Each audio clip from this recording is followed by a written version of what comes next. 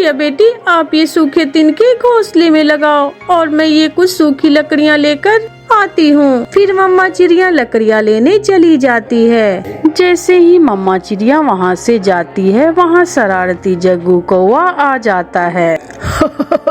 तिनकों का घोंसला, मेरे मम्मा पापा ने तो बड़ा लकड़ियों का घर बना लिया है।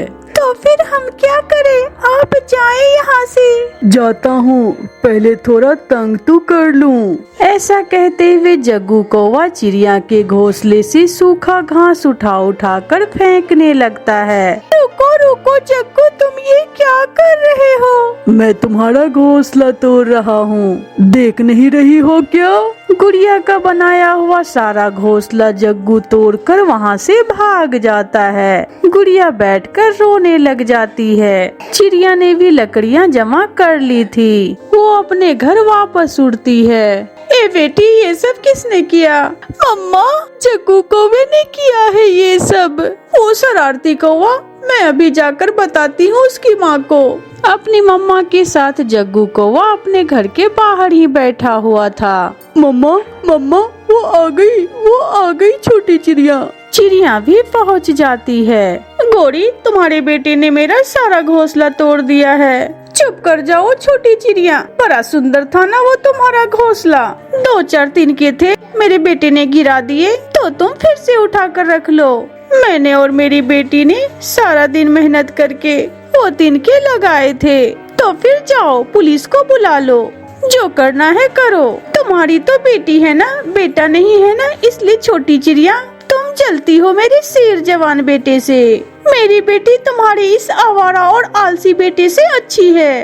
ये कहते हुए चिड़िया वहाँ से चली जाती है। कुछ दिनों बाद जग्गू कौवा एक अमरूद के पेड़ पर बैठा हुआ था। ये भी कच्चा, मैं फेंक देता हूँ। ये भी कच्चा है, ये स्वादिष्ट नहीं है। वो उस पेड़ के अमरूद तोड़ कर फेंके जा रहा था। ये सब देखकर तोता वहाँ आता है। दुष्ट कौवे, ये क्या कर रहे हो तुम? क्यों कच्चे फल तोड़ कर फेंक रहे हो? ये पेड़ तुम्हारा तो नहीं है, मैं तो फेंकूंगा। तुम कौन होते हो मुझे रोकने वाले? सारी उम्र जैसे जवान तुम्हारे मम्मा पापा ने इस्तेमाल की, ऐसी ही तुम्हारी है। बदतमीज कौवे, मैं अभी तुम्हारी माँ को जाकर बताता हूँ। जाओ जाओ, मम्मा बोलेगी आ गए मोटी चोंच वाले तोते। गोरी, तुम्हारा बेटा बहुत बिगड़ चुका है। उसने आज अमरूद के सारे कच्चे फल तोड़ कर फेंक दिए हैं। मोटी चोंच वाले मिट्ठू। देखा अंकल, मैंने कहा था ना। चुप कर जा जग्गू, अगर तुम सबको मेरा बेटा अच्छा नहीं लगता तो तुम सब ये जंगल छोड़कर किसी और जंगल में चले जाओ। जो जी में आएगा करेगा मेरा बेटा। पछताओगी, एक न एक दिन तुम जरूर पछताओगी। मिट्ठू गुस्से में वहाँ से चला जाता है। दूसरे दिन जग्गू कबूतर चाचा के पास जाता है। कबूतर चाचा जंगल में गन्ने का रस बेचा करता था। जग्गू कबूतर से कहता है, चाचा कबूतर, आपकी पत्नी छत से गिर गई है, आप जल्दी से घर जाएं। तो तुम्हें किसने बताया बेटा? मैंने खुद देखा है कबूतर चाचा।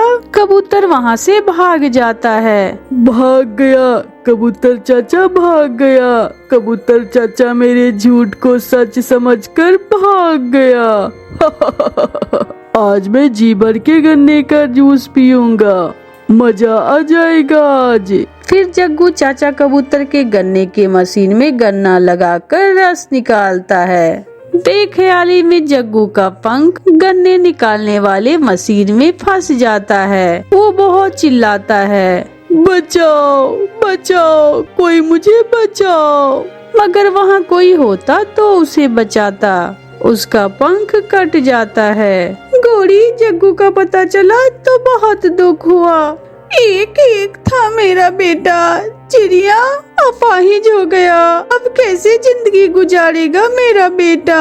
हाँ, गोरी, बच्चों को शरारत से रोकना चाहिए, मगर आपने हमेशा जग्गू को शरारत करने पर शाबाश दी। अब चिड़िया आंटी, मैं बहुत शर्मिंदा हूँ, मगर मेरी मम्मा मुझे शरारत से रोकती तो ये ना होता।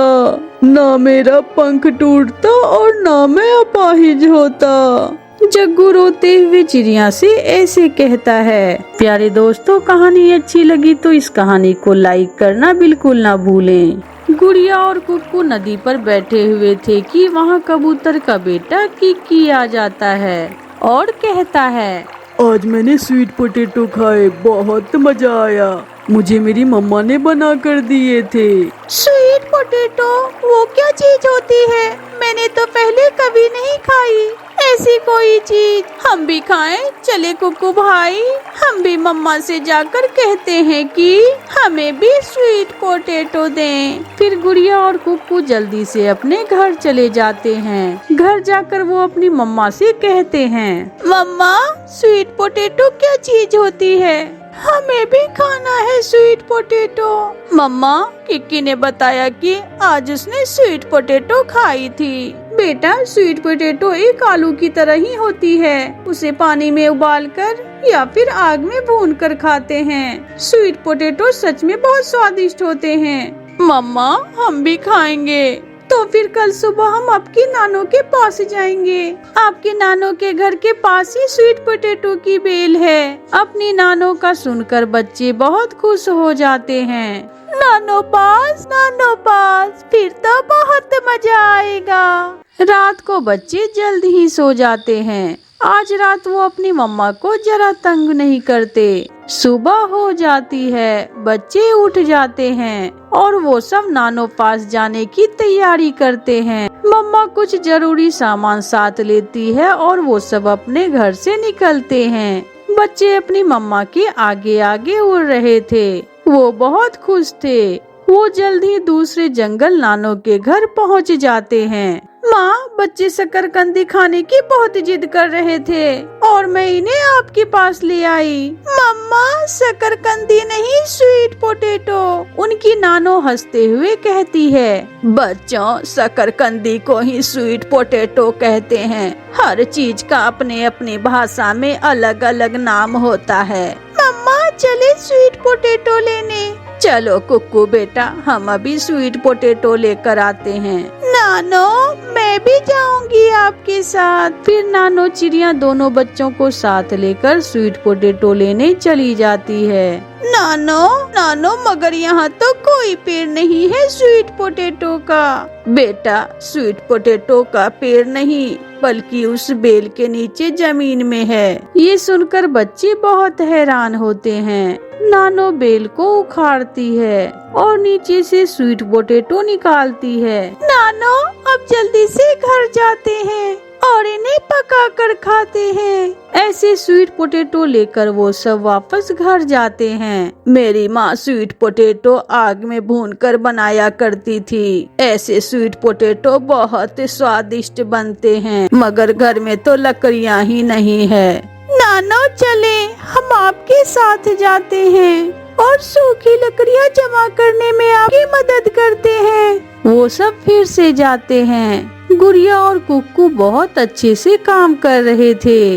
जल्द ही सूखी लकड़ियाँ जमा कर लेते हैं। बच्चों, आपने तो ये सब बहुत जल्द कर लिया। मैं तो इस काम में घंटों लगा देती हूँ। अपनी तारीफ सुनकर बच्चे बहुत खुश होते हैं। नानो, मैं लकड़ियाँ उठाती हूँ। नहीं बेटी, मैं उठा लेती हूँ। आप मेरे पीछे पीछे आए। लकड़ियाँ लेकर वो वहाँ से वापस जाते हैं। माँ, मैंने इमली की खट्टी मीठी चटनी भी बना ली है। आप जल्दी से स्वीट पोटैटो भून लें। नानो आग जलाती है और फिर अपने बच्चों को स्वीट पोटैटो भूनकर एक प्लेट में काटकर ऊपर खट्टी मीठी इमली की चटनी डालकर देती है। बच्चे स्वीट पोटैटो पहली बार खाकर बहुत खुश थे। फिर वो सब रात वो अपनी नानो के पास गुजारते हैं और फिर दूसरे रोज मम्मा चिड़िया अपने बच्चों को साथ लेकर वापस उड़ती है। गुड़िया और कुक्कू बहुत उदास थे,